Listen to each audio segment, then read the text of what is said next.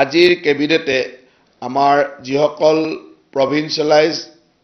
কলেজৰ এছিষ্টেণ্ট প্ৰফেচাৰসকলৰ প্ৰমোশ্যনত আজি অনুমোদন জনাইছে যিসমূহ এলিজিবল প্ৰফেচাৰ আছিলে যিসকল যোগ্যতা সম্পন্ন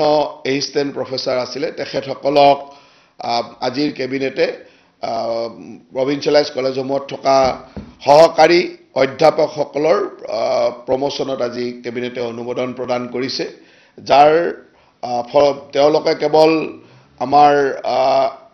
ইনমুভেবল property returns and movable property ৰিটাৰ্ণছটো 2024 চনৰ 31 মাৰ্চৰ আগত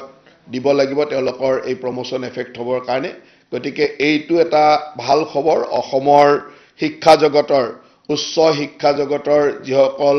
সহকাৰী অধ্যাপক কলেজসমূহত কাম কৰি থকা সহকাৰী অধ্যাপক তেওঁলোকৰ এটা দাবী আছিল যে তেওঁলোকৰ যিসকল উপযুক্ত বা যিসকল এলিজিবল প্ৰফেচাৰ আছিল তেওঁলোকৰ প্ৰমোশ্যনৰ কাৰণে তেওঁলোকৰ দাবী আছিল আৰু আজিৰ কেবিনেটে এই উপযুক্ত সহকাৰী অধ্যাপকসকলৰ প্ৰমোশ্যনৰ ক্ষেত্ৰত আজিৰ কেবিনেটে অনুমোদন প্ৰদান কৰিছে লগতে আজিৰ কেবিনেটে বড়োলেণ্ড টেৰিটৰিয়েল কাউন্সিলৰ সমগ্ৰ অলৰাউণ্ড ডেভেলপমেণ্ট সমগ্ৰ অৰ্থনৈতিক উন্নয়নৰ ক্ষেত্ৰত তেখেতসকলক SOPD যি আমাৰ নৰ্মেল ৱৰ্কছৰ SOPD জিৰ কাৰণে 400 কোটি টকা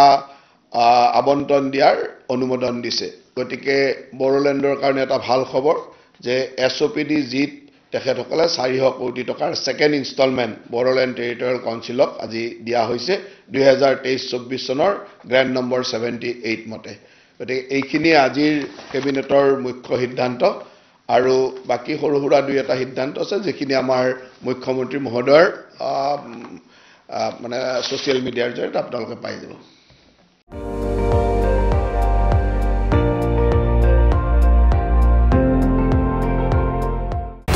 আপুনি চাই আছে ND24